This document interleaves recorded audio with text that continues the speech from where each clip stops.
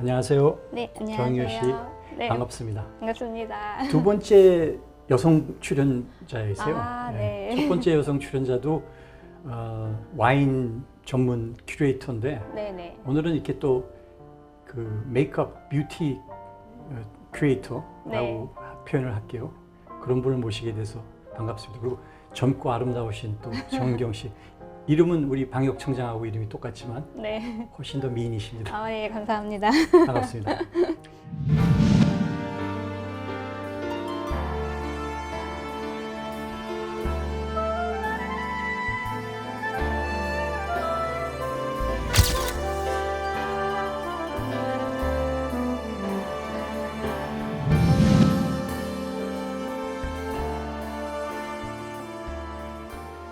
여기는 컨셉이 이제 바기 때문에 네. 저 우선 짱하고 시작하겠습니다. 아, 네.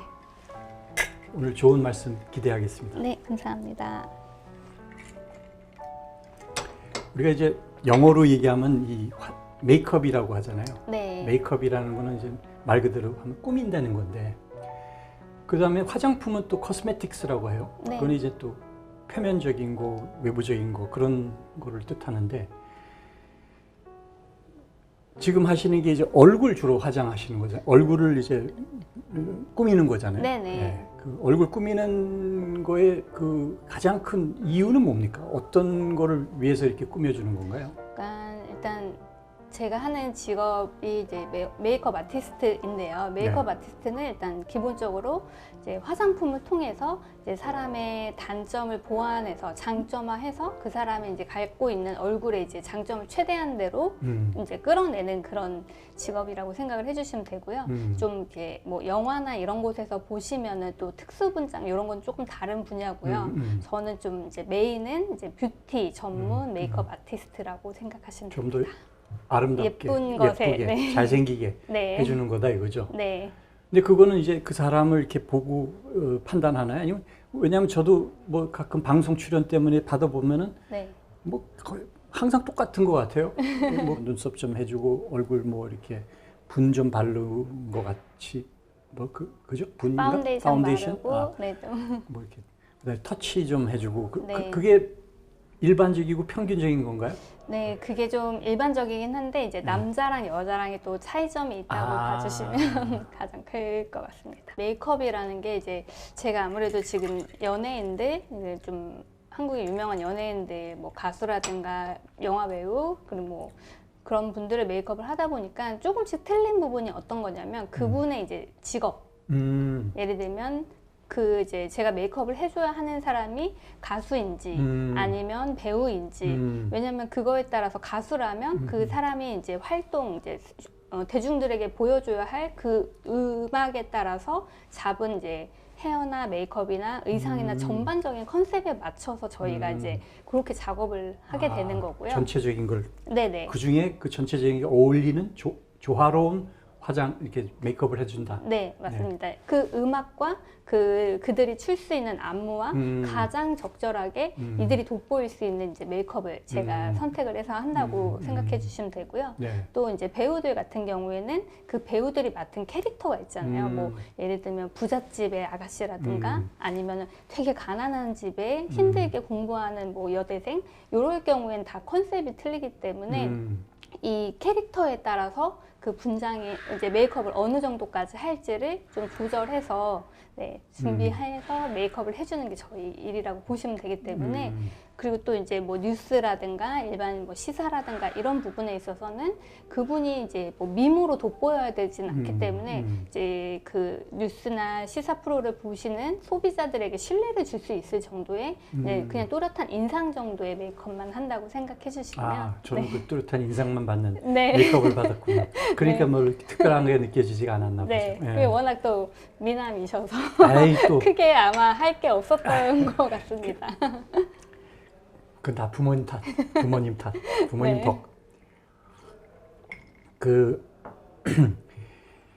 사실 미의 기준이라는 게 시대적으로 다 달라지는데 저희가 한때는 좀 저희 나라가 좀 못 살고 뭐 이렇게 좀 여러 가지로 두각이 안 나타나던 그런 시절에는 네. 다 그게 서양 중심적으로 그 뭐 유럽이라든가 아니면은 미국이라든가 미국 할리우드의 영화에 우리가 한때 빠져가지고 살던 때도 있었고 그러다 보면 그 기준이 다 그 서양 사람들의 그 외모와 그 패션의 기준을 잡게 되잖아요. 그러다 보면 그 사람들하고 너무나 틀린 우리 동양인들 입장에서는 상당히 따라갈 수 없는 범접할 수 없는 근본적인 차이가 있기 때문에 네. 그러던 시절이 있었어요. 요즘은 어떻습니까? 요즘은 일단은 물론 예전에는 제가 지금 메이크업을 한 지 이제 20년, 23년 정도 됐는데요. 초등학교 때부터 하셨나요?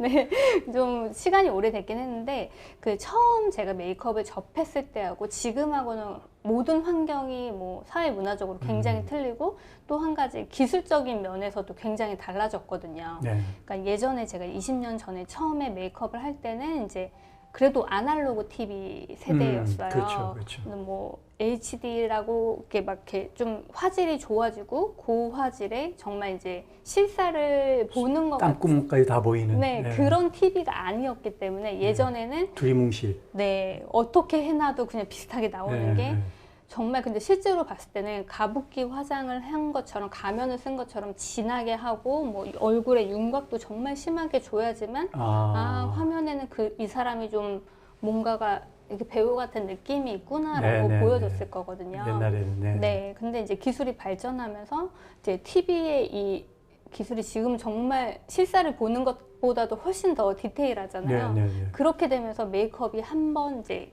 좀 변화를 갖는 시기를 갖게 돼요. 예전에 그런 진한 메이크업을 하고 나오면 사람이 뭔가 부자연스럽고 인위적이고 그렇죠. 나이가 들어 보이는 것 같고 이렇게 이제 반응이 오기 시작하니까 저희 메이크업 아티스트들은 어떻게 하면 더 실물로 본 것처럼 예쁘게 나올 수 있을까? 자연스럽게. 네. 그렇게 되면서 이제 화장품들도 좀 더 이제 모든 파운데이션이나 제품들이 좀 자연스럽고 가볍지만 뭐 커버력 있는 형태로 이렇게 같이 발전을 하게 돼서 오늘의 형태가 된 것 같아요. 사실 그 전에 이제 우리가 지금도 뭐 그렇지만 이제 명품 화장품도 이제 다 서양 거 무슨 뭐 그 유명 메이커들 샤넬이다 무슨 뭐 하여튼 뭐 등등등등 그런 화장품을 많이 선호하고 썼잖아요. 이제는 한국 화장품에 대한 인식은 어느 정도 달라졌나요? 지금은 사실 지금 한 10여 년 전만 해도 사실 외국 브랜드, 명품 브랜드의 화장품을 저도 선호했고 저한테 메이크업 받는 분들도 선호를 했어요. 그래서 심지어 어떤 분들은 제가 쓰는 화장품이 뭔가 이렇게 뒤집어서 보는 분들도 계셨거든요. 그만큼 이제 약간 브랜드에 대해서 좀 니즈가 훨씬 더 컸다면 지금 현재는 그런 거에 상관없이 워낙 한국 화장품들이 너무 퀄리티가 좋은 제품들도 많고 그리고 또 유행에 좀 더 트렌디하게 좀 민감한 부분이 있다 보니까는 요즘에는 그런 뭐 국산 아니면 수입산 뭐 이런 거에 상관없이 컬러라든가 이런 게 컬러나 제형이 훨씬 더 트렌디한 쪽에 소비자들이 더 선호를 하시더라고요. 우리나라 사람 피부에도 더 잘 맞는 거 아닌가요? 네, 맞습니다. 우리나라산 제품들이? 더 맞는 것 중에 하나는 피부톤이 아무래도 서양하고 다르죠. 네, 이런 데이터화 하기가 더 쉬운 부분들도 있고 그리고 또 피드백이 또 빠를 수가 있고요. 그리고 또 물론 이제 한국 사람들도 피부톤이 굉장히 다양하긴 하지만 그래도 어느 정도 표준화를 살짝 할 수 있는 이제 좀 크게 이렇게 나눌 수 있는 부분이 있긴 하지만 서양 같은 백인과 뭐 황인 이제 저희 같은 동양인 그리고 흑인 분들의 이런 피부톤 차이의 갭이 1부터 10이 아니라 뭐 1부터 1000까지도 나눌 수 있기 때문에 아무래도 그 컬러를 그대로 저희가 다 한국 사람들이 쓰기엔 조금 어려운 부분이 있었지 않을까 생각해요.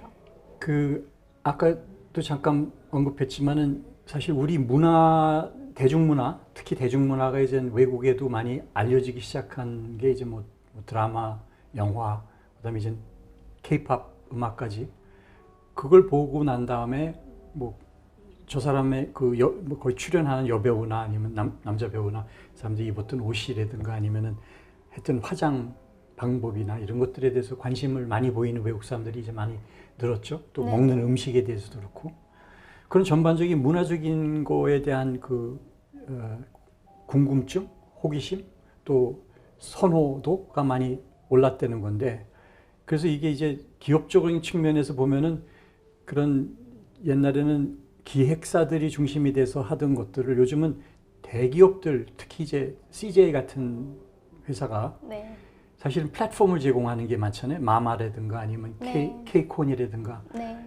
여기서 이제 그 박람회 같은 것도 하죠. 네. 예, 그런 데도 참여해 보셨나요? 네, 저는 이제 그 CJ 쪽에서 주관했던 그 K콘 마마를 다 참석을 했었는데요. 아, 예. 두 가지로 다 참석을 했었어요. 네네네. 이제 그러니까 연예인들과 같이 그 공연에 참여하는 메이크업 아티스트로도 참여를 했었고요. 또 이제 제가 론칭한 브랜드의 이제 바이어 발굴이나 아니면 현지에서 직접 판매를 위해서 부스를 열어서 전시회도 했었습니다. 다 해봤네요. 네, 두 가지 다 해봤어요. 어떠셨어요? 경험상으로 볼 때? 일단 처음에는 이제 마마랑 케이콘에 이제 저와 같이 작업하는 이제 연예인분과 함께 갔었을 때는 그때가 처음 갔었을 때가 이제 엑소라는 친구들이 으르렁이라는 노래로 활동을 할 때였어요. 이제 보이그룹이 확 이제 글로벌화 이제 좀 하기 네, 시작할 때. 때였거든요. 근데 그 홍콩에 이제 마마를 그 공연하는 공연장이 정말 어마어마하게 크거든요. 네. 근데 이제 물론 이제 우리나라의 가수들이 나올 때마다 정말 그 많은 관객석에서 환호를 해주지만 그 엑소 친구들이 으르렁을 부를 때 정말 떠나가는 줄 알았어요. 그냥 다른 세계에 와 있는 그런 느낌? 그런 걸 보면서 아 진짜 이제 정말 케이팝이 작년과도 틀리고 인기를 실감하셨구나. 네,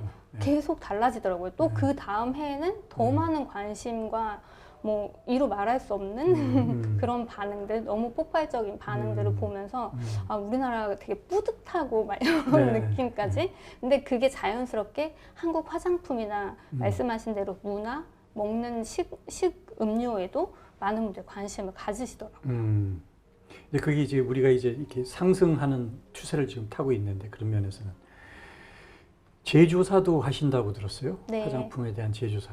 그거는 어렵지 않나요? 어떤 식으로 하나요, 이걸?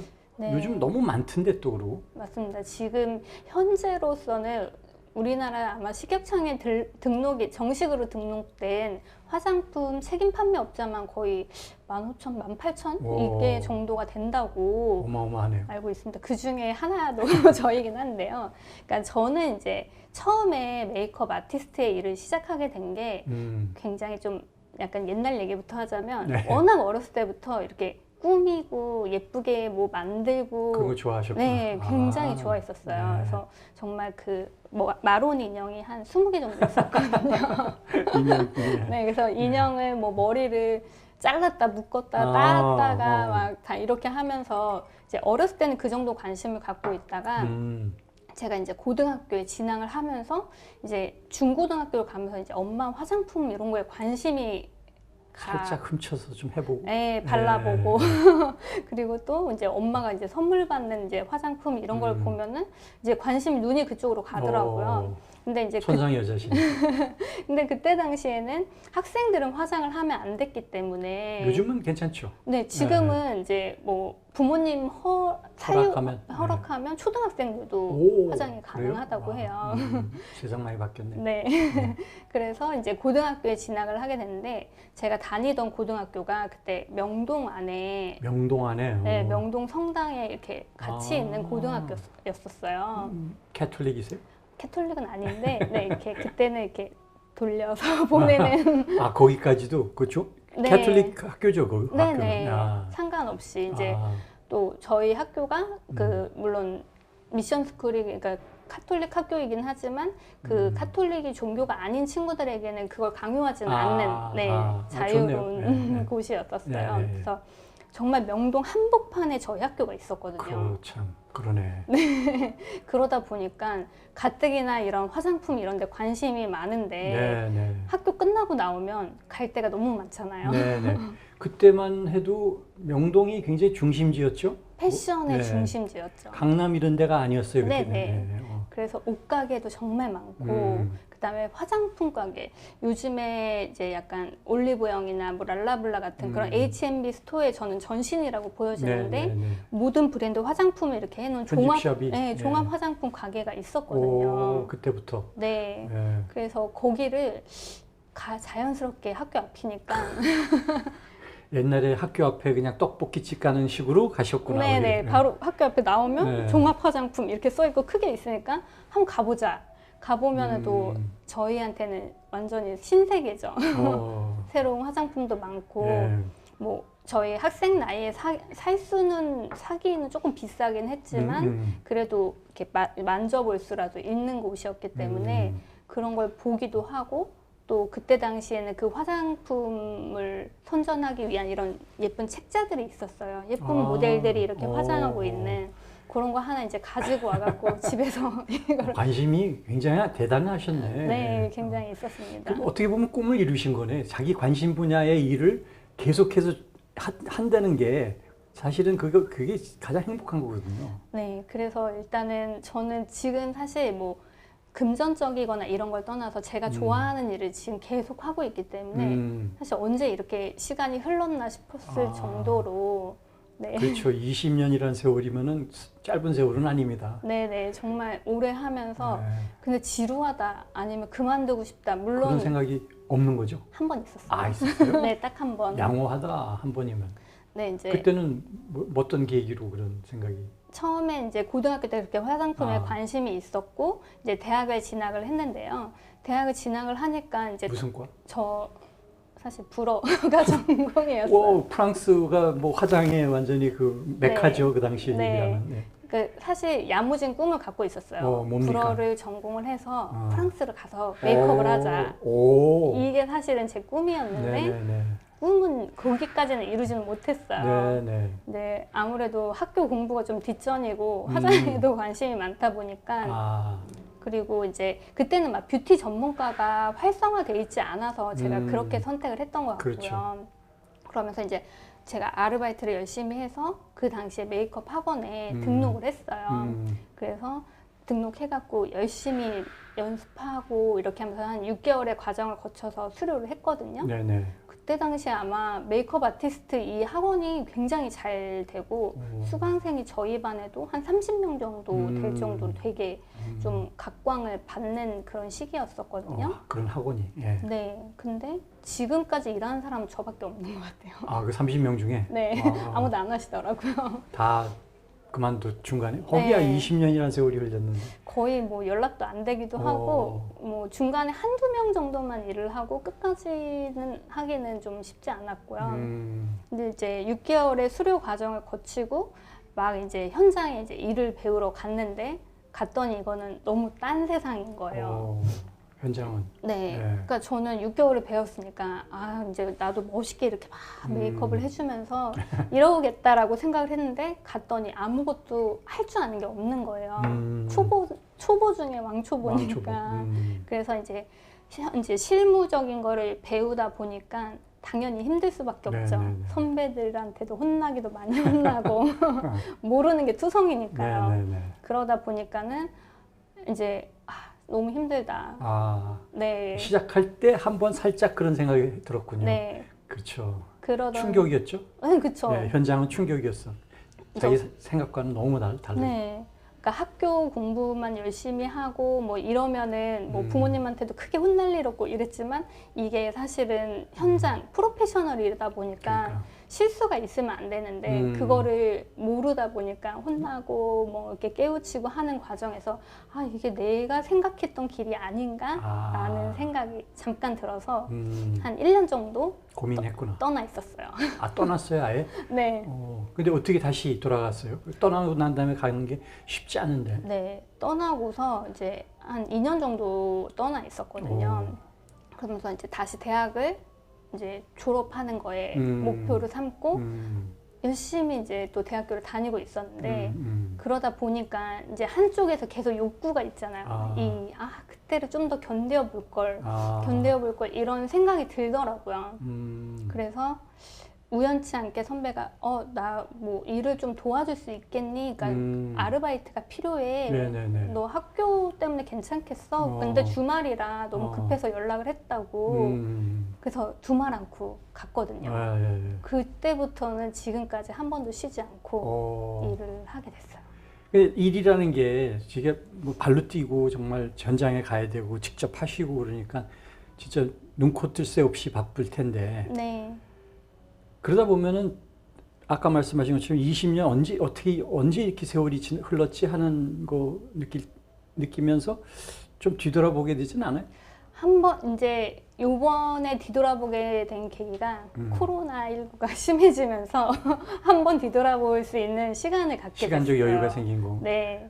그러니까 마지못해 이건 억지로 생긴 거니까. 네, 맞습니다. 예전에는 뭐 가수들이랑 계속 해외 공연 나가야 되고 직접. 해외 촬영 나가야 되고 뭐 드라마 촬영, 광고 촬영. 어이구 그거 다 네. 직접 뛰시는구나. 일주일에 한 뭐 대여섯 시간밖에 못 잘 정도로 어이구야. 너무 바쁘게 일을 하다가 이제 쉴 수 있는 시간이 강제 휴식 시간이 생겼어요. 잘 됐네. 어떻게 보면 또 한편으로는 네. 좀 추스리고 어떻게 보면 사람이 이 인생의 뭐 분기라는 표현은 좀 있지만 어떤 시기마다 한 번씩은 좀 되돌아보고 뭐 자기 보완할 점도 보완하고 바꿀 건 바꾸고 정리를 해야 되잖아요. 네. 그러고 난 다음에 이제 미래에 대한 또 새로운 거에 대한 생각도 하고 그런 과정이 지금까지는 없었다는 게 너무 바쁘다 보니까. 네, 바쁘기도 하고 하고 싶은 게 너무 많아서 많았어요. 욕심이 많구나. 네. 뭐가 그렇게 하고 싶은 게 많았어요? 일단은 제가 이제 메이크업을 처음에 고등학교 때부터 관심을 가지면서 시작하게 된 게 이런 하는 기술에 관심보다는 화장품 자체에 관심이 많았어요. 화장품 자체. 네, 그래서 이제 같은 빨간 립스틱이라고 해도 브랜드사마다 색감이 다 틀렸었거든요. 이거 왜 이렇게 틀리지? 근데 이 브랜드는 이게 더 예쁘고 이 브랜드는 이 색깔이 더 예쁘네. 이런 색깔도 나왔으면 좋겠다. 이런 생각이 굉장히 많았었어요. 그러면서 이제 메이크업 학원을 다닌 거는 이제 제 화장을 더 예쁘게 잘하고 싶어서 사실은 기술을 좀 더 익히자 해서 간 거였는데 하다 보니까 다른 사람을 더 예쁘게 잘 해주는 재능이 좀 있더라고요, 제가. 그래서, 자기보다? 네. 그래서 다른 사람을 아무래도 이 캐치를 딱 얼굴을 보고 여기 이렇게 하면은 예쁘겠다라는 그게 너무 스캐닝이 빨리 되더라고요. 그래서 또 타고났네. 그거에 맞춰서 이제 또 메이크업을 해주다 보니 자연스럽게 이제 저를 찾아주는 연예인도 많아지고 손님도 많아지고 이제 거래처도 많아지고 이렇게 됐죠. 그게 이제 좋은 거네요. 네, 근데 그거에 있어서도 또 가장 깊은 곳에 있는 약간 욕심이라고 할까? 그런 부분이 화장품. 을 이제 내가 쓰고 싶은 색깔을 좀 마음대로 했으면 좋겠는데 라는 생각이 들더라고요. 또 저희 같은 아티스트들 같은 경우는 유명 브랜드들이 협찬을 굉장히 예전에는 많이 해줬었어요. 그래서 본인들의 이제 신제품이 나오면 저희가 써보고 피드백도 받으시고 이런 식으로 해서 많이 주셨는데 그러다 보면 이제 예쁜 아이섀도우 팔레트가 5가지 색깔이 있으면 제가 마음에 드는 건 2색깔인 거예요.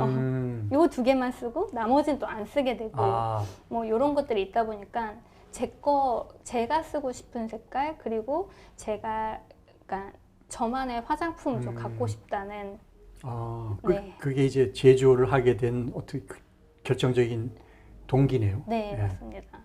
그래서 사실 제조업을 한다는 게 쉬운 일은 아니더라고요. 그래서 그거를 준비를 한 6년 그 정도 하면서 이제 또 제가 그렇다고 돈이 그렇게 많은 건 아니니까 소자본으로 조금씩 조그맣게 한번 시작을 해보자라고 해서 이제 제 브랜드를 4년 전에 런칭을 했구나. 작게 런칭을 했습니다. 지금 그래서 어떤 제품들을 주로 하는가요? 이 립스틱? 네, 립 제품을 하고 있고요. 처음에는 이제 마스크팩이랑 이제 피부를 좀 밝고 화사하게 해주는 톤업 크림이라는 기초 제품부터 약간 접근을 했고요. 지금은 이제 제가 더 중점으로 두고 있는 색조 제품으로 하나씩 네. 얼굴에 색깔 내는 그런 네. 색조 제품 네. 말씀하시고 뭐 블러쉬 같은 거 현재는 립 제품을 이제 주력으로 하고 있고요. 색조를 네네. 립 제품. 그리고 향후에 이제 다른 이제 블러셔라든가 뭐 아이섀도우라든가 다른 제품으로 이제 라인업을 더 넓히려고 준비하고 있습니다. 그거는 이제 뭐 재정적 여건과 아니면은 수요의 여건과 이런 것도 다 따져서 이렇게 천천히 가시는 건가요? 네네. 네. 계획에 따라서. 어유 계획이 있으시구나. 네네. 계획이 다 있네. 네, 아. 계획에 따라서 준비하고 있습니다. 뭐 그렇게 길게 보시는 분 앞에서는 당할 자가 없어요. 네? 네. 이제 20년 지났고 앞으로도 30년이 될지 40년이 될지 더 하겠다는 것 같은 마음인데 그렇게 되면 사생활은 어떻게 됩니까? 물론 개인적인 거는 뭐 있습니까? 개인 생활이? 그럼요. 있어요? 남자친구도 있고. 있어요? 네. 그럼 성공이네. 다 가졌으니까. 저는 이제 일과 또 사랑은 또 별개라고 생각하거든요. 별개죠, 사실. 네. 네. 뭐 일에만 너무 몰두해서 사랑을 멀리하면 사람이 건강하시네. 네, 너무 삭막하잖아요. 음. 네. 그래서 근데 그렇게 하는 사람도 많아요. 그게 이제 그러니까 균형이 깨져 버리는 거예요. 균형 지금 잡으셨네. 네. 어떻게 이렇게 현명하게 살아가십니까, 대 인생을? 이게 즐기면 되는 것 같아요. 네. 그리고 이제 뭐 지금 남자친구랑도 물론 뭐 첫눈에 반한 사이는 아니고요. 일을 하면서 자연스럽게 친해지면서 만난 사람인데 오래됐죠? 네, 오래됐어요. 모든 게 다 오래 가시는 스타일인 것 같으신데. 네, 그리고 또 서로 좋아하는 이제 스포츠를 같이 좋아하는 또 종목이 있다 보니까 직접 하는 거 아니면 보는 거? 보는 거예요. 보는 거. 네, 네 제가 또 보기엔 안 그렇겠지만은 야구를 굉장히 좋아하거든요. 야구. 네, 그래서 보기에도 뭐. 그래서 보러 가기도 시간이 나면 직접 보러도 많이 응원하러도 가고. 어느 팀 응원하세요? 물어도 되나? 이번에 새로 창단된 SSG. 거기 추신수 선수가 네, 이번에 오셨거든요. 대단히 그 정영진 회장이 아주 심혈을 기울이던데요. 네, 뭐 올해 성적이 어떨지는 잘 모르겠지만요. 앞으로 조금씩 더 발전할 거라고 다시 SK, 그러니까 전 SK 왕조 시절이 다시 SK 올 때부터 거라고. 응원했겠죠? 네, 맞습니다. 화장이나 메이크업도 이쪽 분야가 이제 이렇게 좀 시장이 굉장히 커졌잖아요. 네, 뭐 국내 시장도 커졌지만 이제 해외까지 바라보고 있으니까. 되게 그럴 때 또 대기업들이 전부 이렇게 막 엄청난 그 자본력과 그 뭐 인력 투입해서 하여튼 이 작은 자영업자 수준에 아니면 이 아티스트들의 설 자리가 있습니까? 상생할 수 있습니까? 대기업과? 아직까지 저는 상생은 못 하고 있는데요. 근데 일단은 예전에는 뭐 물론 대기업이 내는 화장품에 대한 신뢰라든가 이런 것도 엄청 컸지만 지금은 저 같은 약간 마이크로 제조사들이 작은 제조사들이 내주는 화장품 수제 맥주처럼. 네네 네. 그런 거에도 네. 사실 팬들이 생기기 때문에 맞아요. 저도 수제 맥주 파거든요. 네, 그래서 이렇게 매니아층을 형성하게 되면 저희 같이 작은 브랜드들이 갖는 파워도 네, 그렇게 소리가 적을 것 같다고 생각하진 않거든요. 그 작은 브랜드끼리의 어떤 무슨 뭐 그 협력체나 아니면 연합체나 무슨 모임이 있습니까? 현재는 없고요. 그런 거 하나 만들면 좋을 텐데. 굉장히 좋고, 네. 네, 한번. 근데 예전에 이제 그런 유통사들에서 그런 걸 좀 추진을 한 적은 있어요. 그래서 저희 같은 작은 브랜드들은 이제 뭐 올리브영이라든가 랄라블라 같은 곳에 이제 섹션을 마련해줘서 이제 이런 중소기업 제품들이 판매될 수 있게끔 도와주는 일들도 네, 했어서 그런 것도 저희도 참여하고, 네. 그렇지만 이제 아무래도 이제 화장품은 물론 제품의 퀄리티도 굉장히 모두들 신경 써서 만들기 때문에 중요하겠지만 이 홍보 마케팅비를 무시할 수가 없거든요. 홍보 마케팅은 돈이 많이 들잖아요. 네, 굉장히 많이 들기 때문에 제가 아직 힘든 부분은 바로 그 점이거든요. 정부 지원 같은 건 있습니까? 그런 소상공인들이나 아니면 전문 업체들에 대해서 이렇게 지원해주고 그러는 게 사실 그런 데서 협력, 뭐 홍보 마케팅 하는 걸 좀 도와주면 좋을 텐데. 네, 정부 지원 사업도 여러 가지가 있긴 한데 이제 실질적으로 많은 사람들에게 알리기까지의 큰 자본이 좀 지원되지는 않는 부분이 있고요. 이게 바우처 형태로 지원을 해주시기도 하는데 어쨌든 그런 부분들도 적극 잘 활용해서 네, 진행을 하고 있고요. 그런 소규모 메이커들이 하여튼 그 연합체를 구성하면은 그게 파워입니다. 그게 힘입니다. 네. 혼자 있는 것보다는 여러 업체들이 같은 그 문제, 같은 고민, 같은 애로사항이 있는 사람들끼리 모여서 어떤 그 자기네 그 이익을 위한 대변을 뭐 국회 차원이든 정부 차원이든 이거 하려면은 숫자가 많아야 돼요. 네. 한번 진지하게 고려하셔서 주변에 있는 분들 좀 모아서 한번 런칭을 해보세요. 네. 네. 고민해 보겠습니다. 이게 어쩔 수 없이 그 어떤 그 단체 뭐 중소기업 무슨 협동조합도 있고 뭐 네네. 많잖아요. 거기에 이제 뭐 거기에 들어갈 수도 있겠지만은 거기에서는 아마 화장품 브랜드까지는 없을 거예요. 네. 그건 따로 자기네들이 만들면 되는 거고 그렇게 18,000, 15,000개가 있다면은 할 만한 거예요. 뭐 한두 개가 아니고 그렇게 대량의 그 숫자가 있는지는 전 몰랐는데 엄청난 그 힘을 발휘할 수 있어요. 그러면. 네, 한동안 또 화장품이 약간 블루오션 이런 네, 지금은 사업이었다 아니죠. 보니까 네. 지금은 레드오션 돼버렸잖아요. 네, 네. 너무 많아가지고. 맞습니다.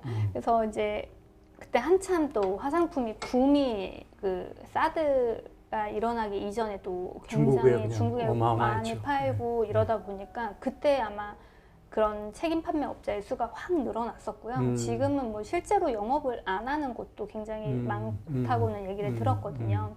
그렇지만 일단은 제일 중요한 거는 이제 뭐 사실 정부 도움도 받는 부분이 있어요. 코트라 같은 데서도 중소기업 화장품들을 해외 판매 이제 그렇죠. 해주기 위해서 굉장히 노력도 많이 해주시고 네네네. 네, 물론 쉽진 않죠. 쉽진 않죠. 네. 네, 근데 뭐 계속 두드리다 보면은 언젠간 또 문이 열리지 않을까라는 생각이 들어요.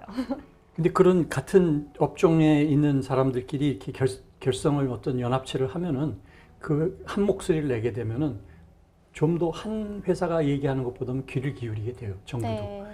어떤 우선순위를 다 할 수는 없으니까 우선순위를 두는 데 있어서 얼마만큼 영향력을 행사할 수 있느냐는 얼마만큼 서로 힘을 합치느냐 이게 네. 굉장히 중요한 것 같아요. 꼭 그런 게 필요합니다. 네.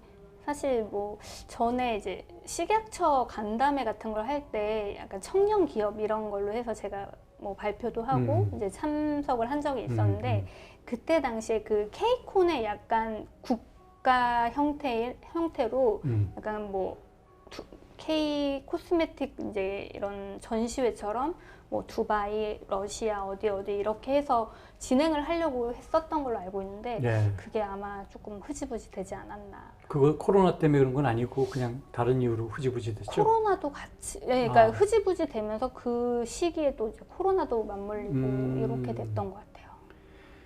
자, 이 뭐 전 세계적인 현상이지만 이 코로나의 영향, 그 메이크업과 이 뷰티 이쪽 인더스트리의 산업에는 어떤 지금 영향을 미치고 있습니까? 어떤 타격을 주고 있습니까? 그러니까 일단은 저는 좀 타격을 많이 받은 쪽이고요. 네. 왜냐면은 일단 저는 지금 기초가 아닌 색조 화장품이기 때문에 얼굴을 마스크로 많이 가리잖아요. 그러니까 조금 타격이 있어요. 안 하게 되죠. 네. 마스크를 하니까. 네. 눈으로 가셔야지, 눈으로. 네, 그래서 뭐 넥스트 물론 근데 이제 제가 생각한 또 계획이 있다 보니까 그 어그러지면 안 되니까 네. 순서가.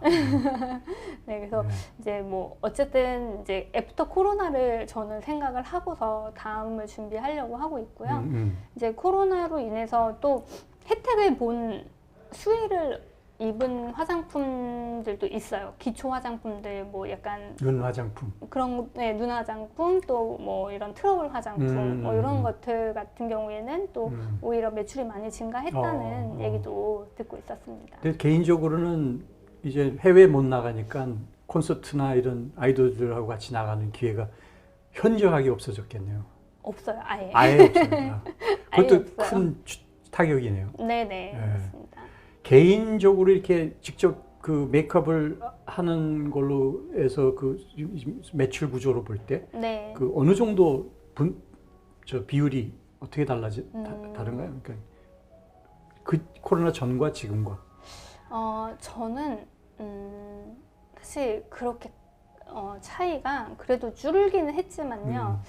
한 그래도 3분의 2 정도는 유지를 하고 있는 것 같아요. 네. 성공적으로 선방하시네. 네, 그러니까 어떻게 해서 그렇죠? 그러니까 메이크업을 하는 분야가 또 제가 꼭 가수만 하는 게 아니라 배우도 하고 뭐 TV 드라마나 영화, 광고 이렇게 하다 보니까는 다 하시네. 네, 좀 분야가 이렇게 좀 나뉘어져 있어갖고 오늘은 뭐 배우들의 스케줄이 있었으면 내일은 뭐 광고를 찍고 뭐 이런 식으로 이렇게 좀 유동성 있게 돌아가다 보니까 조금 타격은 덜 받는 것 같아요. 프리랜싱을 한다는 얘기는 혼자 개인이 다니셔서 하시는 거예요? 그 모든 분야를? 아니면 네네, 맞습니다. 뭐 같이 이렇게 다른 어시스트하는 메이크업 아티스트들이 있는 건가요? 어시스턴트들도 있고요. 네. 그러니까 팀을 연합해서 팀을. 네, 그러니까 제가 못 가는 스케줄이나 이런 거는 뭐 다른 이제 저랑 같이 좀 스타일이나 합이 맞는 친구들 한 두세 명 정도가 있거든요. 그래서 제가 갈 수 있는 스케줄은 다 제가 소화를 하고 못 가는 스케줄은 그 친구들이랑 이제 쉐어해서 네, 진행을 하고 있어요. 그러면 포스트 코로나는 그러니까 코로나가 언제 뭐 일단 백신을 접종을 하고 있으니까 면역 체계가 생겨서 그렇게 할 거라고 얘기하지만 제가 볼 때는 이 변종이 또 생기고 변이가 생기기 때문에 이걸 면역 체계가 생겨서 마스크를 벗게 되려면은 70% 정도가 면역 체계가 일어나야만 네네. 가능한 거거든요. 근데 또 이제 그게 변이와 변종이 심각하게 문제가 되지 않는다는 걸 전제했을 때 어떻게 보면 이거는 이제 독감처럼 아니면 뭐 그 항상 접종을 해야 되는 네. 더불어서 살아야 되는 그러한 바이러스일 수도 있어요, 이 코로나가. 네. 그래도 뭐 마스크는 벗고 아니면 이런 제한들 뭐 격리 2주 뭐 해외 여행 그래서 못하는 그런 것들은 좀 나아질 수는 있겠죠. 네. 포스트 코로나에는 어떻게 전망하십니까? 그러니까 본인의 사업이 어떤 방향으로 될 거다는 전망이 지금 그전과 좀 달라지나요? 아니면 똑같은가요? 좀 달라지는다고 생각을 하고요. 그리고 사실 이제 저희가 뭐 백신을 맞기 시작하면서부터 이제 전 세계적으로 백신을 접종하기 시작을 했잖아요. 그러고 나서부터 사실 해외에서 조금씩 이제 저희한테 제안 메일이 오기 시작했어요. 사실 2020년도에는 거의 제 그 해외 메일함이 그냥 전멸이었었거든요. 아무것도 없었어요. 네, 아무것도 없었는데 이제는 뭐 인도네시아 아니면 뭐 말레이시아, 필리핀, 뭐 동남아 쪽뿐만 아니라 뭐 미국 쪽에서도 이렇게 너희 제품에 관심이 있으니 제안서를 한번 보내달라 이런 식의 이제 노크를 자꾸 하시는 게 뭔가 조금씩 이제 다시 활동할 수 있는 이런 것들이 생기나 보다라는 기대감에 바로바로 답장을 하고 네, 그렇게 되거든요. 그만큼 일단은 사람들이 아무래도 코로나 이후를 그만큼 기다리기 때문에 좀 우리가 먼저 준비하자라는 그런 생각들이 있는 것 같고요. 또 물론 당장 뭐 내일 모레 이 코로나가 끝 이렇게 되진 않겠지만 조금 길어진다 하더라도 분명히 끝은 있다고 생각을 해서 그렇다고 끝날 때까지 아무것도 안 하고 있을 수는 없으니까 그렇죠. 저는 이제 저희 브랜드 홍보하기 위해서 또 열심히 준비를 하고 또 이제 그동안은 뭐 서로 메일이랑 연락을 주고받지 못했던 그 해외에서 이제 연락이 왔던 그런 거래처들에게도 어떻게 잘 지내냐 뭐 이렇게 안부 메일과 또 한 번씩 그렇게 해보는 것도 좋을 것 같다는 생각을 하고 있어요. 해외 수출이 그 코로나 이전에는 좀 많았나요? 이렇게 많아지려고 하는 시기에 그때 닥쳤구나. 네. 그러니까 이게 이제 약간의 공백기가 있고 그다음에 이제 다시 재개하는 것 조짐들이 보인다 이런 얘기죠. 네네. 그러면 앞으로 코로나 이후가 된다면은 해외 수출이 상당히 큰 주력 사업이 될까요? 아니면 역시 국내가 주력인가? 저는 원래 맨 처음에 저희 기초 브랜드를 사실 미국 쪽에서 런칭을 먼저 했었어요. 아, 약간 되게 혼자 야무지게 네, 생각을 그러네. 한국 화장품이지만 미국에서 먼저 한번 런칭을 해보자라고 네네. 생각을 해서 미국에서 이제 뷰티 플랫폼에 제가 제안을 보냈어요. 나는 한국의 메이크업 아티스트이고 내가 이제 메이크업을 할 때 가장 최상의 컨디션으로 만들어줄 수 있는 이 기초 제품들을 이제 런칭하려고 한다. 내 노하우가 담겨 있다. 한번 잘 검토해봐 달라라고 했더니 그들이 흔쾌히, 그러니까 온라인이었기 때문에 오픈이 쉬웠겠지만 그래서 일단 런칭은 거기서 했었거든요. 그리고 일단 물론 국내에서의 판매도 굉장히 중요하지만 네네네. 저는 이제 해외를 많이 다니면서 해외에 저희 한국 화장품을 알리고 싶다는 생각이 더 강했어요. 그래서 원래도 저의 메인 시장은 해외가 더 네네. 반응은 어땠습니까? 좋았어요? 그렇게 좋진 않았죠. 아, 네. 그래도 그게 몇 년 전이죠? 네, 그때 처음 런칭했을 때가 3년 전에, 네, 그때 처음 이제 미국으로 제품을 이제 샘플이라든가 이렇게 보내면서, 네, 되게 가슴이 벅찼었죠. 아, 한국 대중문화가 세계적으로 좀씩 알려지고 인기가 있어지고 그러면서 이제 더불어서 이제 다 그 다른 그 같이 올라가는 상승 효과가 있는 건데, 네, 동반 상승 효과가 있는 건데, 그런 의미에서는 한동안은 앞으로도 괜찮을 것 같다고 전망하시나요? 네네. 네. 한동안 사실 좀 계속 갔으면 좋겠는 생각이 있고요. 물론 제가 어렸을 때도 생각을 해보면, 예전에 제가 좀 많이 어렸을 때 홍콩 배우들이 맞아요. 우리나라에서 굉장히 인기 인기가 있었죠. 있었던 네. 적이 있었어요. 그러다가 그냥 네, 싹, 어느 순간 네, 확 없어졌죠. 사라졌잖아요. 네. 근데 우리는 그러지 않았으면 하는 생각이 있고요. 그리고 또 워낙 우리나라의 현재 그런 콘텐츠들이 굉장히 되게 다양하고 이게 한쪽에만 치우쳐져 있지 않거든요. 뭐, 네네. 뭐 드라마도 그렇고 영화도 그렇고 또 음악도 마찬가지라고 생각을 해요. 뭐 물론 케이팝으로 대변되는 아이돌 뮤직이 굉장히 해외에서 인기가 있지만 또 다른 부분으로도 다른 음악도 그만큼 실력이 뒤지지 않는다고 생각하거든요. 그래서 일단은 또 너무 획일화되지 않게 저희가 다양성 있게 좀 세계에 접근하면 이 K-팝, 그러니까 한류가 좀 더 오래 지속되지 않을까. 이제 하나의 문화의 그런 콘텐츠로 세계의 콘텐츠가 되지 않을까라고 생각합니다. 제 인터뷰에 나오신 분들 중에 이제 드라마 제작하는 분도 계셨고, 그런데 이제 또 음악 쪽이 다양성이 좀 부족해요, 우리가. 그러니까 우리 사회가 쏠림 현상이 너무 많아. 네. 하나 이렇게 하면은 거기에 그냥 올빵, 이쪽에 올빵. 그러니까 그 중간 소위 말하는 비주류 음악 아니면 비주류 장르의 문화 이런 것들이 좀 설 자리가 별로 없어요. 네. 예를 들어서 얘기를 하자면 이제 재즈 같은 음악 장르는 사실 한때는 우리가 또 실용 음악과도 대학에 많이 있었고, 네. 그래서 그런 재즈 미국에서나 아니면 유럽에서 공부한 그 재즈 뮤지션들이 와서 교수도 하고 뭐 많이 했는데 거의 없었어요, 실용 음악과가 이제 네. 대학에서. 그만큼 수요가 없는 거예요. 네. 네. 너무 많아요, 또 그러고. 하다못해 우리나라에 가장 그래도 뭐 수준이 좀 있고 역사가 있는 재즈 클럽이라는 게 하나 있었는데, 원스 인 블루 문이라는 게. 아, 네네. 그게 작년에 문 닫았어요. 그 유일하게 그래도 어떤 가면은 좀 품위가 있고 뭐 외국 손님들 이렇게 모시고 가도 좋을 만한 그런 분위기고, 그 무대도 좋고 연주하는 뭐 노래하는 그런 분들도 굉장히 수준이 있는 그런 장소가 없어져 버린 거예요. 네. 유일하게. 그래도 우리나라가 경제적으로도 굉장히 많이 뭐 세계 10위, 12위 뭐 이런 수준이고, 그러면 그런 문화적으로도 다양성이 있어야 돼. 그 정도 되는 재즈 클럽 하나는 있는 서울 도시가 돼야 되는데 없어요. 그래서 지금은 케이팝 아니면 트롯이에요. 텔레비 틀면. 네. 그게 참 걱정스러워요. 그리고 드라마도 그런 얘기를 했어요. 드라마 제작자 얘기가.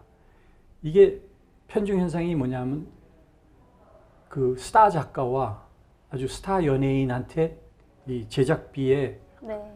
엄청난 부분이 가는 거예요. 그 다른 사람들은 이게 한두 사람이 만드는 게 아니잖아요. 네. 드라마는 수백 명이 같이 작업을 하는 건데, 이게 너무 언밸런스가 불균형이 있는 거예요. 불평. 네.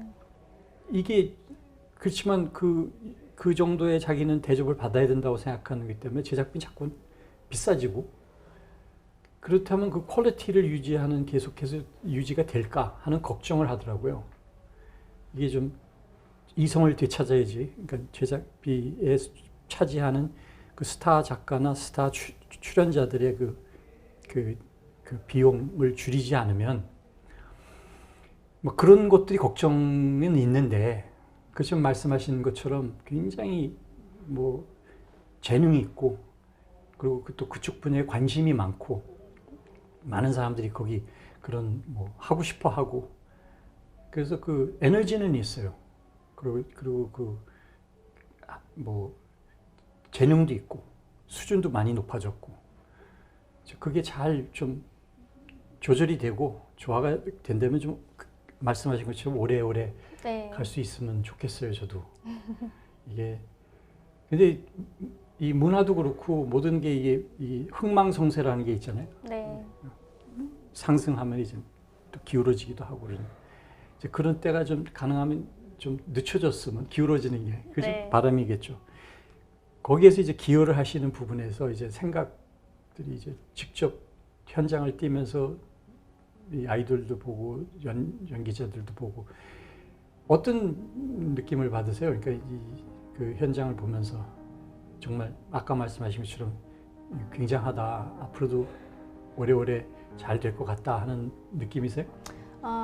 네. 왜냐하면 그런 느낌을 갖는 게 이제는 그러니까 제가 최근에